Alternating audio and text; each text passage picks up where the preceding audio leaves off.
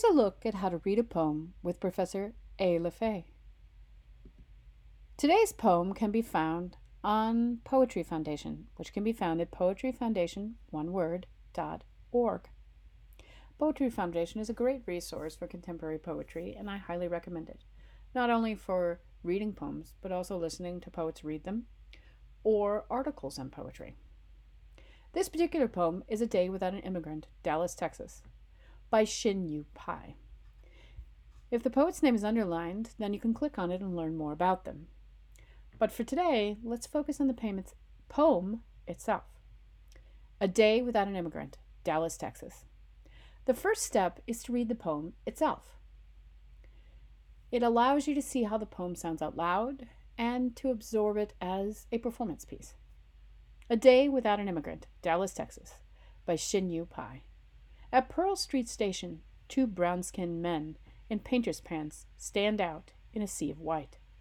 I am just one more face sticking out in a crowd, and it is my privilege that prevents me from understanding why.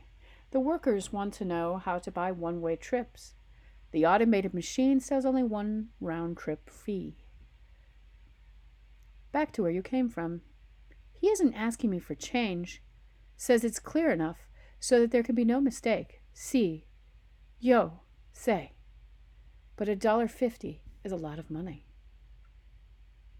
So, once you've read the poem, if you found yourself sticking at any point in the poem in terms of what it says, you can easily reread it. The next thing is to ask yourself, what is this poem about? And I don't mean deeper meaning. I mean literally, what is it about? It sounds to me like it's about a person at the Pearl Street Station in Dallas, Texas. We know that from the title and the reference to Pearl Street Station, who is one more face sticking out in a crowd, watching two men who are trying to purchase a ticket. But they don't want a round-trip ticket, which the automated machine is selling. They wanted just a one-way ticket. Why? Because $1.50 is a lot of money.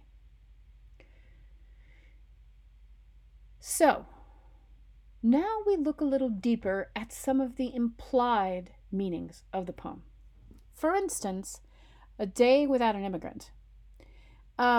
This is actually an allusion, spelled Allusion. Allusion. It is a reference within one text to another text, be it historical, cultural, literary, cinematic, video game. For instance, A Day Without an Immigrant was actually a protest movement several years back about the treatment of migrant workers in the United States. Predominantly, and actually not just migrant workers, but immigrants of all kinds, and assumptions we make about migrants and immigrants based on their physical appearance and what we assume to be true of their identity, their cultural origin, and so on and so forth.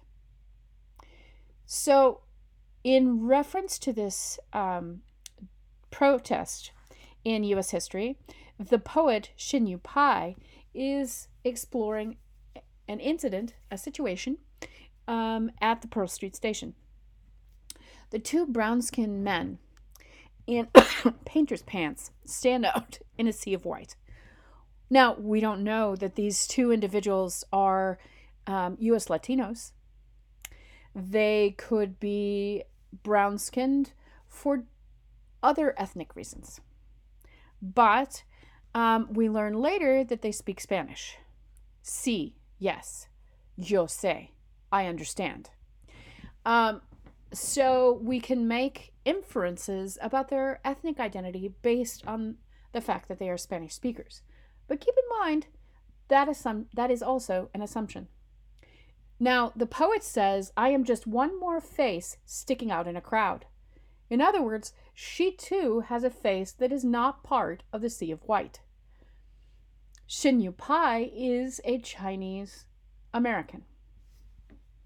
So her face does stick out in a sea of white.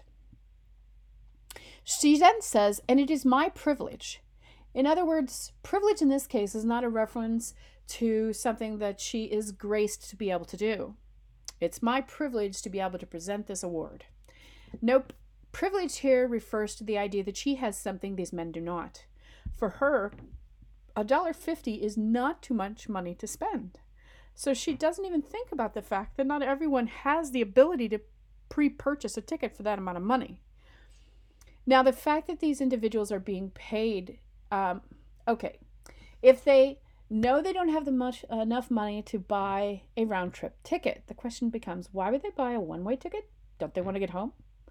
Well, the inference here is that wherever they're going to make money that allows them to return, which also indicates that they're going to be paid in cash by the day.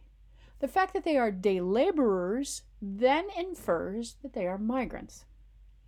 You may be thinking to yourself, all right, wait a minute. How am I supposed to get all of that from these simple words? The answer is that we learn to understand poetry and the illusions poetry is making by reading more poetry. But you also notice that in order to know enough to be able to interpret this poem, you have to know about the culture it was created in. The United States, Dallas, Texas.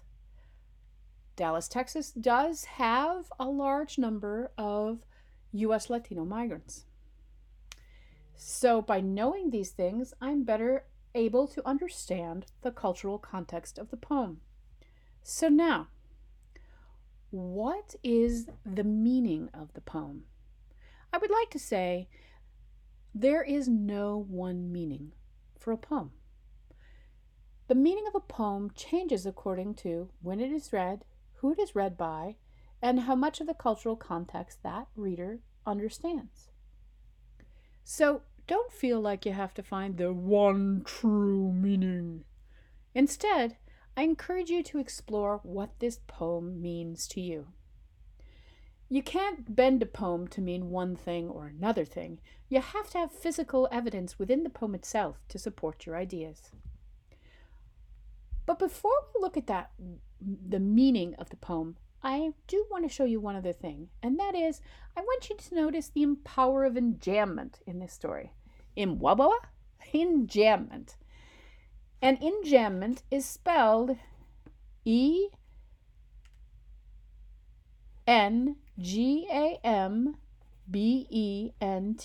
Enjambment. E-N-J-A-M-B-E-N-T. Enjambment. This is the intentional use of a line break in a poem or a stanza break to create meaning. For instance, when she says, sticking out in a crowd, break the line, and it is my privilege. This use of isolating, and it is my privilege, is drawing attention to this fact. It's taking an idea in one stanza that she's just one face sticking out in a crowd and adding the new idea of her privilege.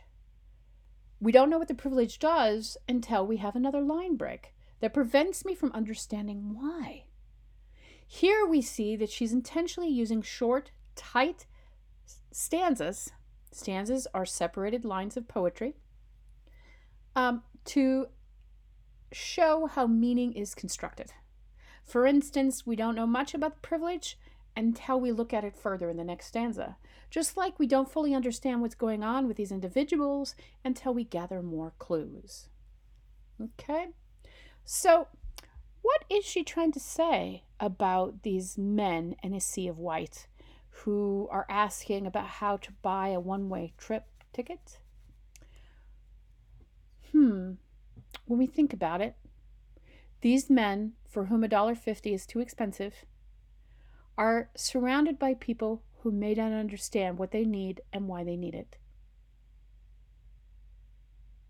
What do you think Shinyu Pai is trying to say about the assumptions we make based on the privileges we have of those around us who have specific needs we don't understand? Do you think she's saying that we should take a minute to look at life from their perspective, to understand how $1.50 could be a lot of money. I believe that's exactly what she's asking us to do. Think back to what we said in the earlier lecture about radical multiculturalism. The only way to stop discriminating people who are not like us is by not comparing them to ourselves, but looking at life through the emic perspective, EMIC, seeing the world as they would see it. For them, $1.50 is a lot of money. And I believe the poet here is asking us to look at life from their perspective, to understand what their life, or get a picture of what their life might be like, and thereby stopping us or preventing us from discriminating against them based on our preconceived notions. So when you look at a poem, first read it out loud. Mull it around in your mind until you get a clear understanding of the literal meaning of the poem. Then slowly start thinking about the deeper meaning of the poem. Look at things like allusions, symbols. A sea of white is a way of describing a crowd of people of European American descent. They're not really a sea, they're not really white, but using this metaphorical comparison, we are able to see them in a different way. We also looked at elements like enjambment, stanza breaks, and allusions to explore what this poem means. Then when we came to our decision about what the poem might mean, we used evidence from the poem itself to support those ideas. When you do that and you quote a poem, you do it based on the lines.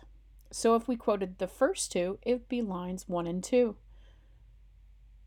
So often when you're analyzing a poem, you want to count through the lines of the poem so that you can cite them.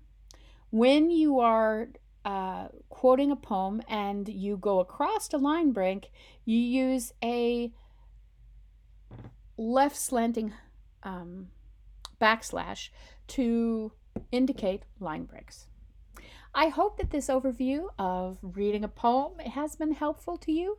And remember that there are other resources available, such as the link I provided here from the Writing Center at the University of Madison, which looks at how to read a poem in text form if you prefer to use that. I look forward to reading more poems with you.